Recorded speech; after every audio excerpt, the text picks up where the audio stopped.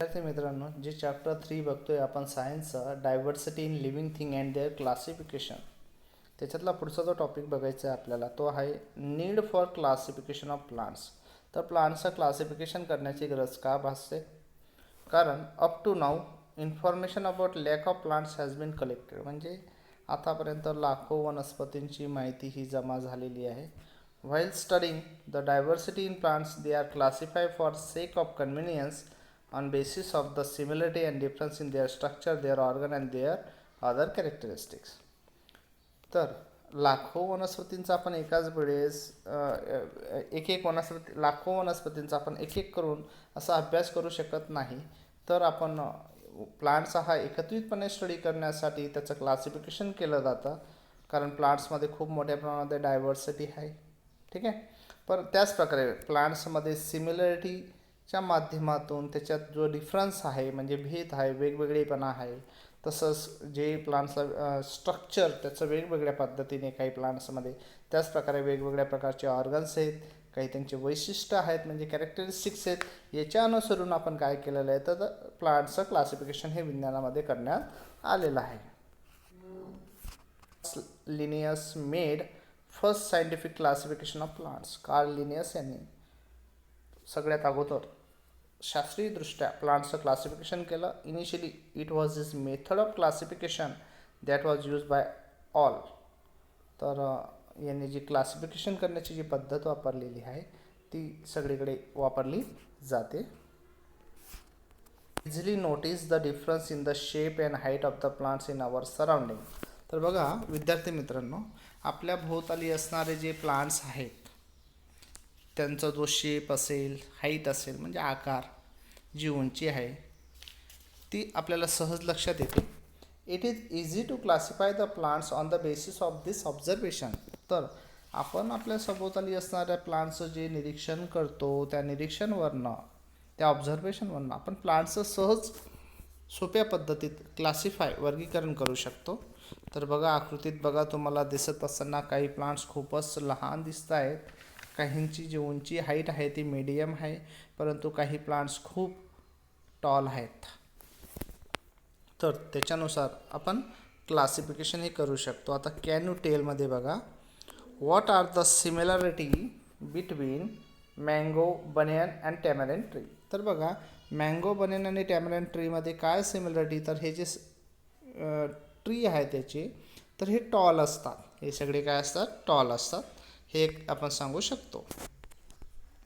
तर बघा पहिलं जे आपल्याला प्लांट्सचं क्लासिफिकेशनमध्ये दिलेलं आहे trees. Some plants grow tall, काही प्लांट्स खूप उंच वाढतात. Their stem or trunk is hard and strong. आता जे टॉल प्लांट्स असतात त्यांचं स्टेम किंवा आपण त्याला ट्रंक म्हणू, म्हणजे खोड खूप हार्ड असतं आणि स्ट्रॉंग असतं, मजबूत आणि टणक. They have branches at some height above the ground. जमिनीपासून काही उंचीवर गेल्यानंतर त्यांना फांद्या असतात, ब्रांचेस असतात. They bear flowers and fruit for many years. ते अनेक वर्ष त्यांना फुलं येतात, अनेक वर्ष त्यांना फळं येतात. Such plants are called trees. अशा प्रकारचे जे प्लांट्स आहेत त्याला आपण ट्रीज म्हणतो. Trees are tall, big and perennial, that is they life for many years. Trees कसे असतात, टॉल असतात, बिग असतात, पेरिनियल. पेरिनियल म्हणजे they life for many years, अनेक वर्षापर्यंत त्यांचं लाईफ असतं.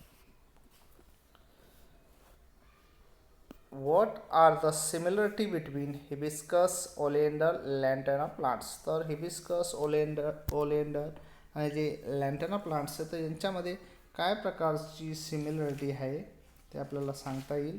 जर आपण बघितलं इथे, तर निरीक्षण केलं तर आपल्याला असं लक्षात येईल. तर हिबिस्कस, ओलेंडर आणि जे लॅन्टाना प्लांट्स आहेत दे आर श्रब, त्यांना आपण श्रब म्हणतो. They do not grow tall, ते खूप उंच असे वाढत नाही, तर आपण त्याला श्रब म्हणतो किंवा त्याला मराठीत झुडूप असं म्हटलं जातं. Some plants grow close to the ground. काही जे प्लांट्स असतात त्यांची वाढ जमिनीच्या जवळ थोड्या उंचापर्यंत असते, खूप उंच होत नाही. They give out branches very close to the ground. त्यांच्या ज्या ब्रांचेस असतात तर ते जमिनीच्या जवळ असतात. They are shorter and smaller than trees. ट्रीजपेक्षा ते लहान किंवा बुटके असतात, कमी उंचीचे असतात. But they have a thick and hard stem. असं असून सुद्धा यांचं जे स्टेम असतं ते हार्ड आणि थिक असतं. ओलेंडर, हिबिस्कस, लॅन्टेना, कोरांटी अँड रोज आर श्रब. तर बघा हे आपल्याला श्रबचे एक उदाहरणं दिलेली आहेत. That may grow up to 2 to 3 metres. यांची वाढ किती होईल? जमिनीपासून 2 ते 3 मीटरपर्यंत यांची वाढ ही साधारणपणे होत असते. तर हे आपण श्रबचे कॅरेक्टरिस्टिक्स आहेत. ते त्यांची जी ग्रोथ होते क्लोज टू ग्राउंड असते. Branches close to the ground असतात, शॉर्टर असतात ट्रीजपेक्षा. थिक आणि हार्ड स्टेम असतं. एक्झाम्पल आपण हिबिस्कस, ओलेंडर देऊ शकतो. त्यांची हाईट साधारण 2 to 3 मीटर असते. क्वेश्चन नंबर 3 दिला आहे बघा. त्याच्यात what are similarity between the fenugreek and periwinkle plant. Fenugreek आणि पेरिविंकल प्लांट्समध्ये काय सिमिलरिटी आहे? तर फेनोग्रीक आणि पेरिविंकल आर स्मॉल हर्ब. ते लहान हर्ब्स आहेत. हर्ब्स म्हणजे आपण त्याला औषधी वनस्पती म्हणतो. That survive for short period. ते शॉर्ट पिरियडपर्यंतच त्यांचं लाईफ असतं. तर बघा हर्ब्समध्ये herb grow 1 to 1.5 metre tall. आता याची जी ग्रोथ होते 1 to 1.5 मीटरपर्यंत हाईट असते. The stem of herb are green and quite flexible as compared to those of trees and bushes. आता हर्बचं जे स्टेम असतं ग्रीन कलरचं असतं आणि फ्लेक्झिबल असतं बऱ्यापैकी. Herbs may life for few month or up to 2 years. हर्ब्सचं जे लाईफ असतं फ्यू मंथ म्हणजे काही मंथ, 4, 5, 6 मंथ किंवा अप टू 2 yearsपर्यंत जास्तीत जास्त असू शकतं. According to size and height of their stem plants can classify into 3 types. तर बघा साईज आणि हाईट जे आहे स्टेमची, तर प्लांट्सला आपण क्लासिफाय जे केलेले आहे आता त्याच्या स्टेमच्या साईज आणि हाईटवरनं केलं तर 3 प्रकारात क्लासिफिकेशन केलं आहे. पहिलं होतं ट्रीज, नंतर श्रब, नंतर हर्ब्स, अशा प्रकारे. कॅन यू टेल,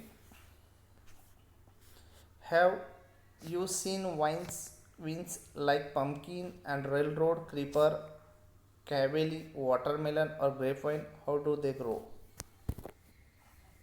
म्हणजे पंपकिनचे, रेलरोड क्रीपरचे, कॅव्हेली आणि वॉटरमेलनचे तसंच ग्रेपवाईनचे तुम्ही वेल पाहिलेत का? तर त्यांची हाऊ डू दे ग्रो, तर ते कशा प्रकारे त्यांची वाढ होते. We have seen some creepers. आपण काही वेल बघितलेले आहे. They always grow with some support. आता वेल्सची ग्रोथ होताना त्यांना आधार लागतो, एक सपोर्ट लागतो. त्या सपोर्टला धरून त्यांची वाढ ग्रोथ ही होत असते. तर पुढचा जो टॉपिक आहे त्याच्यामध्ये क्लासिफिकेशनमध्ये वाईन्स किंवा विन्स म्हटलं तरी चालेल. Some vines need vertical support for growing. तर बघा यांची ग्रोथ होण्यासाठी यांना व्हर्टिकल सपोर्टची आवश्यकता असते. While some other spread on the ground. काही जे वाईन्स असतात ते ग्राउंडमध्ये सुद्धा त्यांची ते स्प्रेड होतात, ग्रोथ होते. Climbers like the money plant have aerial root. तर मनी प्लांटसारखे जे क्लाइंबर्स आहेत, ओके, मनी प्लांट्स वेल आहे एक प्रकारे, तर त्याचं एरियल रूट्स आहेत म्हणजे हवेत किंवा पाण्यात त्याचे रूट्स असे मोकळे असतात. Have you seen the cucumber tendrils that look like a spring. परंतु जे कुकुंबरचा जो वेल असतो त्याला त्याचे जे टेंड्राइट्स बघितले तर ते आपल्याला स्प्रिंगसारखे दिसतात. ते अशा प्रकारचं, ठीक आहे. Of what use could they B. Touch the stem of any wines, what do you feel.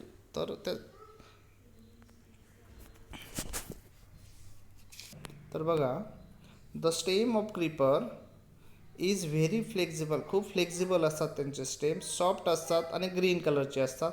It grow rapidly with the help of support. आणि सपोर्ट असेल तर त्यावेळेस त्यांची ग्रोथ ही खूप लवकर होत असते.